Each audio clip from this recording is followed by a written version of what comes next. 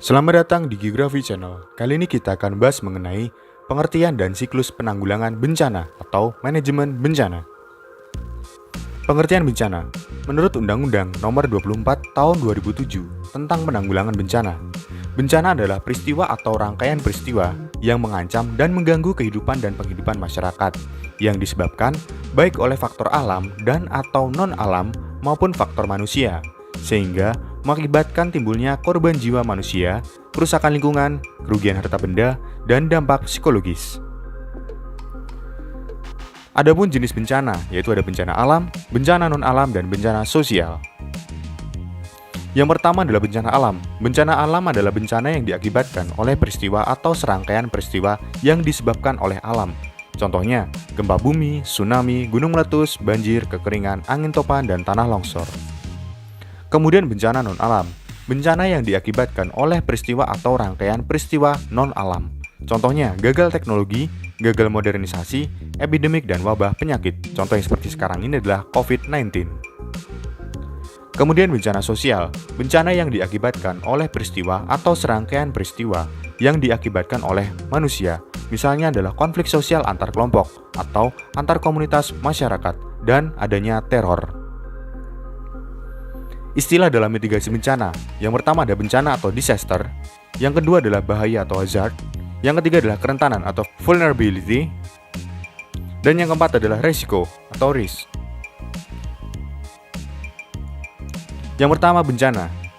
Bencana adalah kerusakan yang serius akibat fenomena alam luar biasa dan atau disebabkan oleh manusia yang menyebabkan timbulnya korban jiwa, kerugian material, dan kerusakan lingkungan yang dampaknya melampaui kemampuan masyarakat setempat untuk mengatasinya dan membutuhkan bantuan dari luar.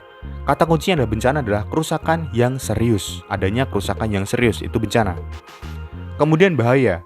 Bahaya adalah fenomena alam yang luar biasa yang berpotensi merusak atau mengancam kehidupan manusia, kehilangan harta benda, kehilangan mata pencarian, dan kerusakan lingkungan.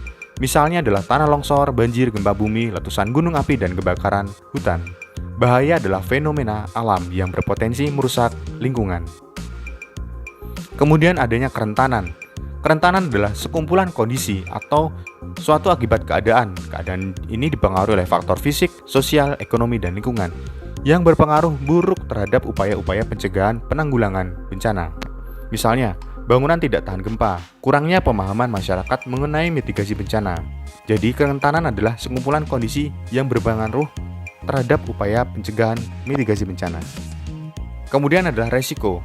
Resiko adalah kemungkinan dampak yang merugikan yang dapat diakibatkan oleh bahaya dan kerentanan.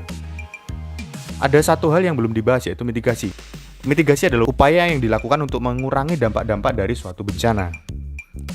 Kita ambil contoh misalnya bahaya. Bahaya berupa gempa bumi. Kerentanannya, bangunan tidak tahan gempa. Resikonya, adanya korban meninggal, kerusakan bangunan, dan lumpuhnya ekonomi. Kemudian bahaya berupa banjir. Kerentanannya, sungai yang dangkal. Penebangan hutan di hulu, membuang sampah sembarangan ke sungai. Resikonya, rusaknya lahan pertanian. Adapun siklus penanggulangan bencana.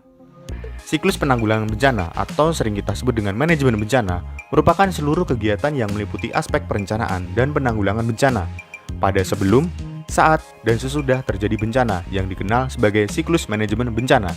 Seperti terlihat pada gambar siklus manajemen bencana yang ada di slide setelah ini, yang bertujuan untuk mencegah kehilangan korban jiwa, mengurangi penderitaan manusia, memberi informasi masyarakat dan pihak berwenang mengenai risiko, serta mengurangi kerusakan infrastruktur, harta benda, dan kehilangan sumber ekonomi.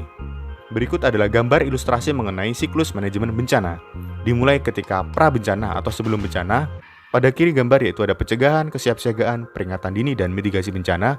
Kemudian saat terjadinya bencana, ada tanggap darurat dan bantuan darurat. Kemudian setelah atau pasca bencana, ada pemulihan, rehabilitasi, dan rekonstruksi. Yang pertama adalah pra-bencana atau sebelum terjadinya bencana.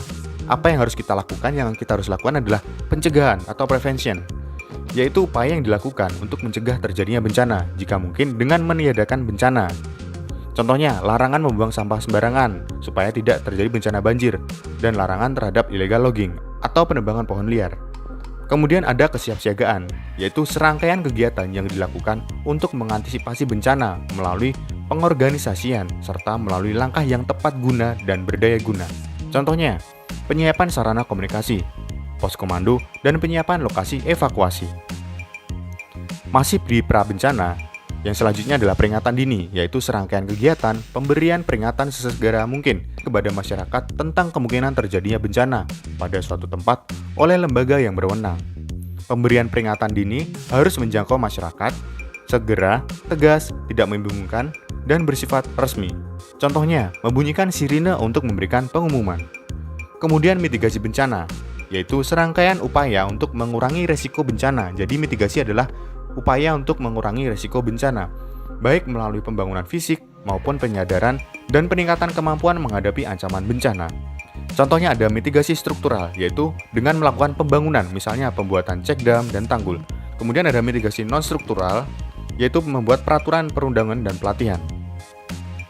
Kemudian saat terjadi bencana atau ketika bencana terjadi, yang pertama ada tanggap darurat atau respons. Upaya yang dilakukan segera pada saat kejadian bencana untuk menanggulangi dampak yang ditimbulkan. Contohnya, penyelamatan korban dan harta benda, evakuasi dan pengungsian. Kemudian, bantuan darurat. Upaya untuk memberikan bantuan berkaitan dengan pemenuhan kebutuhan dasar, misalnya pemberian pangan, sandang, tempat tinggal sementara, kesehatan, sanitasi, dan air bersih. Selanjutnya adalah pasca bencana atau setelah terjadinya bencana. Yang pertama ada pemulihan atau recovery, proses pemulihan darurat kondisi masyarakat yang terkena bencana dengan memfungsikan kembali prasarana dan sarana pada keadaan semula. Jadi pemulihan adalah memfungsikan kembali sarana dan prasarana. Contohnya perbaikan jalan, listrik, air bersih, dan lain sebagainya. Kemudian ada rehabilitasi atau rehabilitation, upaya atau langkah yang diambil setelah kejadian bencana untuk membantu masyarakat. Misalnya memperbaiki rumah, fasilitas umum, fasilitas sosial, dan lain sebagainya. Dan yang terakhir pada pasca bencana adalah rekonstruksi, program jangka menengah dan jangka panjang guna perbaikan fisik, sosial, dan ekonomi untuk mengembalikan kehidupan masyarakat pada kondisi yang sama atau lebih baik dari sebelumnya. Misalnya, pendampingan pemulihan terhadap korban. Adapun prinsip-prinsip penanggulangan bencana berdasarkan Undang-Undang Nomor 24 Tahun 2007 terhadap prinsip-prinsip dalam penanggulangan bencana yaitu sebagai berikut. Harus tepat dan cepat, prioritas, koordinasi dan keterpaduan, berdaya guna dan berhasil guna, transparansi dan akuntabilitas, kemitraan, pemberdayaan, non-diskriminatif, non-paralelisi, atau dilarang menyebarkan agama atau keyakinan. Ini adalah prinsip-prinsip dalam penanggulangan bencana. Kemudian tujuan penanggulangan bencana yaitu yang pertama, memberikan perlindungan kepada masyarakat dari ancaman bencana. Yang kedua, menyelaraskan peraturan perundang-undangan yang sudah ada. Yang ketiga, menjamin terselenggaranya penanggulangan bencana serta terencana, terpadu, terkoordinasi, dan menyeluruh. Yang keempat, menghargai budaya lokal. Yang kelima, membangun partisipasi dan kemitraan publik serta swasta. Yang keenam, mendorong semangat gotong royong, kesetiakawanan, dan kedermawanan. Yang ketujuh, menciptakan perdamaian dalam kehidupan masyarakat, berbangsa, dan bernegara. Sekian, terima kasih dan glory geografi.